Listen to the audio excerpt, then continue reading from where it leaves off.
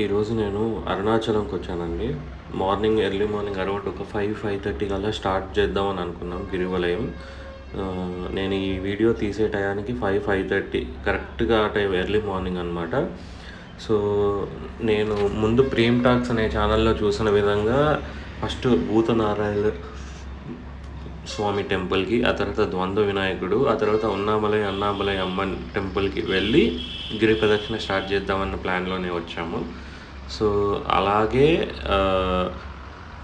మీకు మొత్తం గిరి ప్రదక్షిణలో ఏ ఇబ్బందులొస్తాయి, ఆ తర్వాత పిల్లలున్న వాళ్ళు ఎలా వెళ్ళాలి, ఎండాకాలం మేము వచ్చింది ఎండాకాలం కాబట్టి ఏం చేయాలనేది చూపిస్తాము. సో, ఇది భూతనారాయణ పెరుమాళ్ టెంపుల్.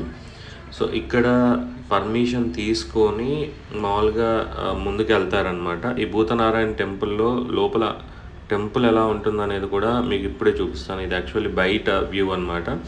ఈ భూతనారాయణ టెంపుల్ రాజగోపురానికి లెఫ్ట్ సైడ్‌లో ఉంటుంది. మీరు గూగుల్ మ్యాప్స్‌లో భూతనారాయణ పెరుమాళ్ స్వామి టెంపుల్ అని కొట్టినా కూడా వచ్చేస్తుంది. సో, ఇది భూతనారాయణ పెరుమాళ్ స్వామి టెంపుల్ ఇన్సైడ్ అనమాట. సో, ఈ టెంపుల్ తర్వాత మీకు అక్కడే కొంచెం ఒక 200 మీటర్స్ ఆర్ 100 మీటర్స్ దూరంలో ద్వంద్వ వినాయకుని గుడి ఉంటుంది. సో, అక్కడ ఆ వినాయకుడిని దర్శించుకొని అక్కడి నుంచి మేము రాజగోపురం దాకా వెళ్తే, రాజగోపురానికి ఎగ్జాక్ట్లీ రైట్ సైడ్లో కొంత దూరంలో అరౌండ్ 100 మీటర్స్ దూరంలో మనకి ఉన్నామలై అన్నామలై అమ్మన్ టెంపుల్ ఉంటుంది. ఉన్నామలై టెంపుల్ అనమాట. ఆ మధ్యలో అన్నామలై టెంపుల్ మీకు గిరివలయం మధ్యలో కూడా ఉంటుంది. సో, ఇక్కడ అఖండ జ్యోతి దగ్గర నుంచి కర్పూరము లేకపోతే దీపము స్టార్ట్ చేసి ఇక్కడి నుంచి స్టార్ట్ అయ్యాము. మేము పోతూ ఉండంగా ఇలా సాధువులు చాలామంది వచ్చారు. అందరికీ ఎంతో కొంత మాకు తోచినంత యథాశక్తి మేము వేసుకుంటూ వెళ్ళిపోయాము. సో, ఇక్కడ నుంచి రాజగోపురం నుంచి రైట్ సైడ్‌కి మీరు ఇప్పుడు నేను మీ వీడియో చూపిస్తున్న విధంగా ఆటోలు అవన్నీ ఉంటాయి లెఫ్ట్ సైడ్‌లో. సో, ఆటోలు తీసుకునే వాళ్ళు పెద్దవాళ్ళు, వృద్ధులు ఆటోలు తీసుకొని వెళ్ళిపోవచ్చు. ఆటోలు అరౌండ్ ఒక 300-500 మధ్యలో వాళ్ళు ఛార్జ్ చేస్తారు మనిషికి. లేదా అంతా ఫ్యామిలీ వెళ్తే ఒక కరెక్టెడ్ ప్రైస్ అరౌండ్ ఒక 800-900కి క్లియర్ చేసుకుంటారు. అరౌండ్ 14 కిలోమీటర్స్ అని యాజ్ పర్ ద నంబర్ అంటారు. ఇది ఉన్నామలై అమ్మన్ టెంపుల్. సో, ఆ 1400 మేబీ ఉన్నామలై అమ్మన్ టెంపుల్ అయిపోయిన తర్వాత అలాగే అదే గిరివలయం స్టార్టింగ్ నుంచి అలా వెళ్తుండగా ఇంద్రలింగం వస్తుందండి. ఇంద్రుడు ప్రతిష్ఠింపజేసిన లింగం అని అంటారు. సో, మాకు ఎదురయ్యింది ఏంటంటే ఇంద్రలింగం అని ఇక్కడ లెఫ్ట్ సైడ్లో కనపడేది మెయిన్ ఇంద్రలింగం అని చెప్పారు. ఇంకొంచెం ముందుకెళ్ళి రైట్ సైడ్లో కూడా ఇంకొక ఇంద్రలింగం 2 అని ఉంటుంది. సో, అది కూడా ఇంద్రలింగమే అంట. సో, అలాగా చూసుకుంటే ఇది రైట్ సైడ్‌కి అనమాట. నేను కొంచెం ముందుకొచ్చి చూపిస్తున్నాను. ఎందుకంటే లోపల ఉన్న లింగాలని మేము ఫోటోలు, వీడియోలు తీయలేదు. అందులో ఒక ఇన్ఫర్మేషన్ అయితే తీసాము. అది నేను మళ్ళీ క్లిప్ ఎండింగ్‌లో పెడతాను. ఏ రాశి వారికి ఏ లింగం దగ్గర ఎలాంటి అనుభూతి వస్తది అని చెప్పేసేసి.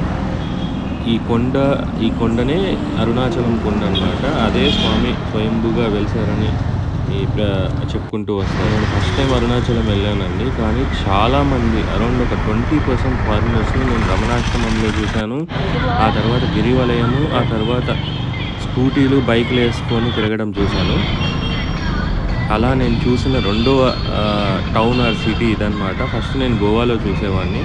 గోవాకి ఎప్పుడన్నా వెళ్ళినప్పుడు బైక్లు వేసుకొని ఫారినర్స్ విత్ దేర్ ఫ్యామిలీ అంతా వెళ్ళేవాళ్ళు. ఆ తర్వాత ఇక్కడ సింగిల్గా వాళ్ళు బుక్స్ పట్టుకొని, రుద్రాక్షలు పట్టుకొని మన కైండ్ ఆఫ్ దుస్తులు అంటే కుర్తా పైజామా కానీ ఇలాంటివి ధరించుకొని వెళ్ళడం చూశానన్నమాట అరుణాచలంలో.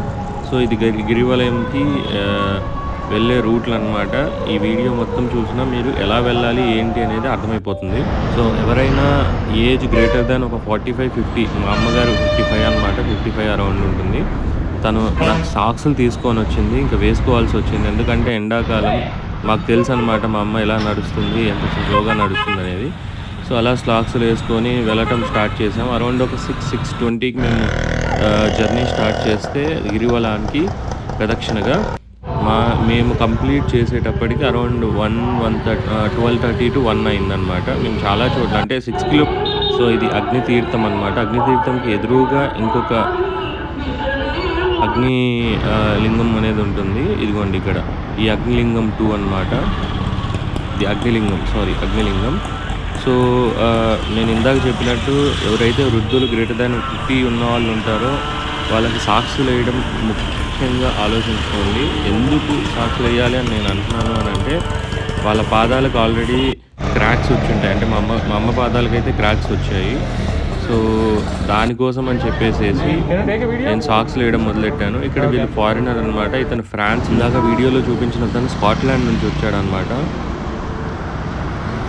సో, అతను ఫోటోకి, వీడియోకి నిరాకరించాడు యాక్చువల్లీ. సో, అందుకే తీసుకోలేదు మేము ఆయన్ని. బట్ ఫస్ట్ టైమ్ నేను ఇలా వేరింగ్ హెల్మెట్ సేవ్స్ యూ అన్నది ఒక పెద్ద కొటేషన్ చూశాను. ఆ కొటేషన్‌కి ఎగ్జాక్ట్‌లీ మీకు అపోజిట్‌లోనే శ్రీ రమణాశ్రమం అని ఉంటుంది. వన్స్ ఒక్కసారి మేము ఎంటర్ అయిన వెంటనే మాకు నెమళ్ళ సౌండ్‌లొచ్చాయి. ఆ ఎంట్రన్స్‌లో ఒక ఫారినర్‌ని చూశాను. తన దగ్గర నుంచి ఒక బైట్ తీసుకోవాలని ట్రై చేశా గానీ అవ్వలేదు. But she is from France. ఈ ఎంటైర్ జర్నీలో రమణాశ్రమంలోనే చాలా మెడిటేటెడ్‌గా, చాలా కామ్‌గా, పీస్‌ఫుల్‌గా ఉంటుంది. మిగతాదంతా రోడ్లలో సౌండ్లు, ఆటోలు ఇంకా అది మామూలే. సో, ఇది మ్యాప్ అనమాట. మీరు ఎక్కడెక్కడ ఉంటారు, ప్రతి లింగం దగ్గర ఒక 100 మీటర్స్ ముందే మీకు ఈ మ్యాప్ కనబడుతుంది. యు ఆర్ హియర్ అన్నట్టు ఆ రెడ్ కలర్ మార్క్ క్లియర్‌గా మీకు చూపిస్తుంది. మీరు ఎన్నో కిలోమీటర్ దగ్గర ఉన్నారు, ఎన్నో కిలోమీటర్ రాయి దగ్గర ఉన్నారనేది కూడా క్లియర్‌గా చూపిస్తుంది. 14 కిలోమీటర్లు కాబట్టి 2 out of 14, 3 out of 14, 5 out of 14 అనే క్లియర్ మార్క్స్ చూపిస్తుంది. మా అమ్మగారు ముందెళ్తున్నారు, నేను వెనకాల వస్తున్నా. ఎందుకంటే మా అమ్మ ఎంత ఫాస్ట్ వెళ్ళినా కూడా నేను వెనకాల తొందరగా వస్తానని చెప్పి మా అమ్మ చాలా ముందు వరకు వెళ్తుంది. బట్ ఎక్కడో చోట కొంచెం స్లో అయినప్పుడు నేను ఓవర్టేక్ చేస్తున్నాను. సో, అలా జరిగిందనమాట మా గిరి ప్రదక్షిణ. సో, ఇక్కడ నుంచి నేను ఈశాన్యలింగంకి వచ్చానండి. సారీ, యమలింగం. ఈశాన్యలింగం లాస్ట్ ఉంటుంది. సో, యమలింగం నీకు రోడ్డుకి లెఫ్ట్ సైడ్ ఉంటుంది. సో, ఇక్కడ నుంచి మేము అటు వాక్ చేసాము. అటు వాక్ చేసిన తర్వాత వీళ్ళ పేర్లు కూడా కొంచెం డిఫరెంట్‌గా ఉన్నాయి. మన బ్రిటిష్ కాలంలో రాసినట్టు, మన కడప అని CUDDAPAH అన్నట్టు. సో, అలా టైప్‌లో యమలింగంని EAMA యమలింగం అని రాస్తారు. అండ్ ఈ ఏరియాలో నుంచి లెఫ్ట్ నుంచి వెళ్ళిపోతే బెంగుళూరు, రైట్‌కి వెళ్ళిపోతే గిరివలయం, గిరి ప్రదక్షిణ అనమాట. ఈ బోర్డు గుర్తుపెట్టుకోండి ఒకవేళ మీకు అర్థం కాకపోతే. ఈ వీడియో నేను గిరి ప్రదక్షిణ ముందు చూసుకున్నా కూడా బెటర్ అనమాట. ఎలా వెళ్ళాలి, ఏంటి, నేను ఎలా చెప్పాను అనేది అర్థమవుతుంది. మాకు దారిలో చాలా జింకలు, నెమళ్ళు కనపడ్డాయి. సో, ఎన్ని జింకలు ఉన్నాయంటే జింకలకి నేను చూస్తూ ఉండగానే కొంతమంది అక్కడ కలింగర పండ్లు, అంటే మన వాటర్ మెలన్లు వేస్తూ ఉండగా ఇతను వేస్తుండగా నేను చూశాను. దగ్గరికి వేస్తుంటే అవి తినట్లేదు, మనం దగ్గర ఉన్నామని చెప్పి. దూరంగా అవతలకి వేస్తే అప్పుడు తినిందనమాట. ఇప్పుడు వేస్తాడు చూడండి, నాకు తెలిసి దూరంగా వేస్తాడు. నేను ఆ వీడియో క్యాప్చర్ చేశానో లేదో తెలియదు కానీ అది తింటుంది చూడండి. అతను దగ్గరగా ఉన్నప్పుడు తినలేదు, అతను దూరం వెళ్ళాక తినిందనమాట. సో, ఆ తర్వాత అక్కడి నుంచి కొంచెం ముందుకు వెళ్ళిన తర్వాత మాకు అదే ఆ కంచెల్లోనే అడవి దగ్గర మాకు నెమళ్ళు కూడా కనిపించాయి. నెమళ్ళు రమణాశ్రమంలోకి స్టార్ట్ అయిన వెంటనే మీకు డిఫరెంట్ సౌండ్స్ వస్తాయన్నమాట. అసలు ఆ సౌండ్ నేను ఎప్పుడూ వినలేదన్నమాట. అది నెమళ్ళ సౌండ్ అని చెప్పి నాకు అక్కడికి వెళ్ళాకే తెలిసిందనమాట. ఇక్కడికి వచ్చిన తర్వాత ఇక్కడ నైరుతి లింగం ఉంది. నిర్వృతిలింగంని నైరుతి లింగం అని పెట్టారు ఇక్కడ. సో, లోపలికి వెళ్ళాలి. ఇక్కడ కొంచెం లోపలికి వెళ్తే నైరుతి లింగం ఉంది. అక్కడి నుంచి ఇంకా కొంచెం ముందుకు వెళ్తే సూర్యలింగం ఉంటుంది. మీరు ఈ సూర్యలింగాన్ని చూసినప్పుడు లింగానికి వెనక సైడు మొత్తం ఒక దీపంతో దాదాపు ఒక 10 వెలుగులు వెలిగినట్టు సూర్యుడు కనపడతాడు అనమాట. అది సూర్యలింగం యొక్క స్పెషాలిటీ. అక్కడి నుంచి అలాగే ముందుకు వెళ్తూ ఉంటే మీకు ఇక్కడ వరుణలింగం కనపడుతుంది. ఈ వరుణలింగంకి వచ్చేటప్పటికి నాకు తెలిసి మీరు దాదాపు ఒక 7-7.5 కిలోమీటర్కి వచ్చేస్తారు. మా అమ్మగారు కూడా ఇక్కడ దాకా బాగానే నడిచారు. సో, ఇక్కడికి వచ్చిన తర్వాత దాదాపు ఒక 9:30, 10 అయిపోయింది. మా అమ్మ స్లోగా వచ్చేటప్పటికి. వాయులింగం కూడా ఇక్కడే అనమాట. కొంచెం ముందుకు వెళ్ళాక ఒక 1-2 కిలోమీటర్స్కి వాయులింగం అయిపోయిన తర్వాత మాకు చంద్రలింగం కనపడింది. సో, ఈ చంద్రలింగంకి వచ్చేటప్పటికి మా టైం దాదాపు 10-10:30. సో, 10:30 అయిందనమాట. సో, ఆ తర్వాత కుబేరలింగం వచ్చింది. సో, కుబేరలింగం మీనరాశి వారికి మంచిది అని ఉన్నది. ఆ వీడియో కూడా నేను ఒకసారి పెడతాను. తెలుగు వారికి కాస్త కన్ఫ్యూజన్ ఏంటంటే ఆ బోర్డ్స్ ఏమి ఉండవన్నమాట. ఇది మోక్ష మార్గము. కుబేరలింగం అయిపోయిన వెంటనే మీకు రైట్ సైడ్‌లో మోక్ష మార్గం ఉంటుంది. ఆ మోక్ష మార్గాన్ని ఖచ్చితంగా మరవకుండా చూసుకోండి. మేము ముందుకెళ్ళి మళ్ళీ వెనక్కొచ్చి మోక్ష మార్గం తర్వాత మాకు ఈశాన్య లింగం కనపడింది. ఈశాన్య లింగం లాస్ట్ లింగం అనమాట. దీనికి పక్కనే మీకు ఆలయం హోటల్ రిసార్ట్స్ అని ఉంటుంది. సో మీరు బుకింగ్స్ ముందే చేసుకోకపోతే ఇక్కడ చేసుకోవచ్చు. ఈశాన్య లింగం లెఫ్ట్లో ఆలయం హోటల్ రిసార్ట్ చాలా బాగుంటుంది.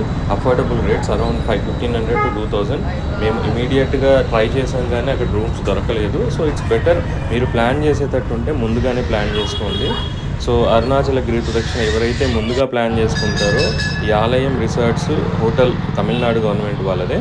సో వాళ్ళు రన్ చేసేదే. సో మళ్ళీ మా గిరి ప్రదక్షిణ ఎండ్కి వచ్చింది. రాజగోపురానికి లెఫ్ట్ సేమ్ భూతనారాయణ టెంపుల్ అదే గల్లీలో నుంచి ద్వంద్వ వినాయకుని గల్లీలో నుంచి ఆ వీధుల్లో నుంచే మళ్ళీ మేము రాజగోపురం దగ్గరికి లెఫ్ట్ సైడ్లో ఒక చిన్న లేన్ ఉంటుంది. ఆ లేన్లో నుంచి మేము కిందికి నుంచి ఎంటర్ అయ్యి లోపల అరుణాచలేశ్వరుని టెంపుల్కి అన్నామలై అరుణాచలేశ్వర టెంపుల్కి లోపలికి వెళ్ళామన్నమాట.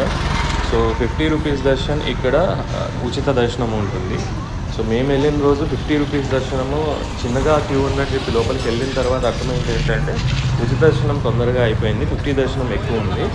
సో మన టెంపుల్స్లో ఇలాగే జరుగుతుంది అనమాట. మనం తక్కువ డబ్బులు పెట్టేసి తొందరగా వెళ్ళాలని ఆలోచిస్తాం, బట్ ఉచిత దర్శనం తొందరగా మనకి జరుగుతుంది. అది ఇలా కూడా ఇక్కడ కూడా మాకు అలాగే అర్థమైందనమాట. బట్ అరుణాచలేశ్వరుని దర్శనం లేదా అందరూ అరుణాచలంలోకి ప్రవేశించలేరు. ఇది ఒక సిద్ధాంతం ఉంది. జీవి యొక్క ప్రయాణాన్ని, మనుష్య ప్రయాణం అనకండి, జీవకోటి యాత్రలో ఒక అడ్డంగా గీత పెడతారు. ఏమా గీత అంటే అరుణాచల ప్రవేశమునకు పూర్వము, అసలు అరుణాచలంలోకి ప్రవేశించాడా ఇది చూస్తారు. రెండవది అరుణాచల ప్రవేశమునకు తరువాత. లేదు అంటే సాయంత్రం వేళ అరౌండ్ ఒక 4:35కి మీరు స్టార్ట్ అయినా నైట్ మీరంతా అరౌండ్ 8:30, 9 కల్లా మీరు క్లోజ్ చేసుకోవచ్చు గిరి ప్రదక్షిణని. సో గిరి ప్రదక్షిణకి మేము ఈ వీడియో చూస్తుండగా మీరు చూసింది అరౌండ్ ఇది 7:30, 8 o'clockకి నేను తీసిన వీడియో అనమాట. ఆ టైంలో కూడా కొండ చుట్టూ మంచు ఉంది. సో మంచు చూస్తూనే ఉన్నాము మేము. అదే కొండల చుట్టూ నెమళ్ళను చూసాము, జింకలను చూసాము. దాదాపు చాలా వరకు సీనరీస్ ఎంత బాగా ప్రశాంతంగా అనిపించిందంటే ఎక్కడో వేరే దేశానికి వచ్చాము అని అనిపించింది. ఎందుకంటే ఇలాంటివి కొండల ప్రాంతంలో మనం ఎప్పుడో ఒకసారి వెళ్తాం. సో మీరు ఈ వీడియోలో చూసినట్టు నెమళ్ళని చూస్తున్నాను నేను. సో ఇవన్నీ నేను మొబైల్లో చూశాను. ఇంతకు ముందు పార్ట్ అంతా మీకు ల్యాండ్స్కేప్లో వచ్చిందంతా వచ్చేసేసి నేను గోప్రోలో తీశాను అనమాట. మ్యాక్సిమం ట్రై చేశాను ప్రతి లింగాన్ని కవర్ చేయడానికి. లింగం వరకే నేను జస్ట్ తీసుకుంటూ వచ్చాను, ఎందుకంటే బ్యాటరీ కన్సంప్షన్ చూసుకుంటూ. అలాగే ఈ కొండ మొత్తాన్ని అలా ఇంకా మొబైల్లోంచి తీసుకుంటూ వచ్చాను అనమాట, ఎక్కడెక్కడ కుదిరితే అక్కడక్కడ. మోక్ష మార్గం దగ్గర మీరు ఆలోచించుకోవాల్సింది ఏంటంటే భయపడితే మీరు ఆ మోక్ష మార్గాన్ని దాటలేరు. మా అమ్మగారు భయపడి మళ్ళీ వెనక్కి వచ్చారు 2 సార్లు ట్రై చేసి. బట్ ఒకటి ఏంటంటే ఆ మోక్ష మార్గం దగ్గర వర్టికల్గా మీరు ఒక చెయ్యి ముందుకు పెట్టి చేయాలి. సో నేను ఒక వీడియో చెప్పాను కదా ఏ రాశికి ఏ లింగం అని చెప్పి, ఇదే అనమాట. ఏదో ఒక లింగం టెంపుల్లో నాకు ఇది దొరికింది. ఇది క్లియర్గా మీరు స్క్రీన్ షాట్ తీసుకొని ఆయా రాశి వాళ్ళు ఆయా లింగాల దగ్గర మీరు ప్రార్థించవలసిందిగా నేను ఆలోచిస్తున్నాను, కోరుతున్నాను కూడా. ఎందుకంటే మాకు తెలియదు, ఇది చూసుకొని ఇది వీడియో తీసుకొని ఆ రాశి వాళ్ళ దగ్గర అక్కడక్కడ పూజలు చేయించుకుంటున్నారు లేదా అర్చనలు చేయించుకుంటున్నారు. సో ఇది రాజగోపురం ఇంటర్నల్ వీడియో అనమాట. లోపలికి వెళ్ళిన తర్వాత ఇది మినియేచర్ అరుణాచలేశ్వరన్ టెంపుల్ అనమాట. సో రాజగోపురం east, west, north, south entrances, inside temple అనమాట. సో కామన్గా వచ్చే 2-3 క్వశ్చన్స్ నేను మీకు అడ్రస్ చేస్తున్నాను. గిరివలయానికి ఆటోలో వెళ్ళొచ్చా, కాళ్ళతో వెళ్ళొచ్చా?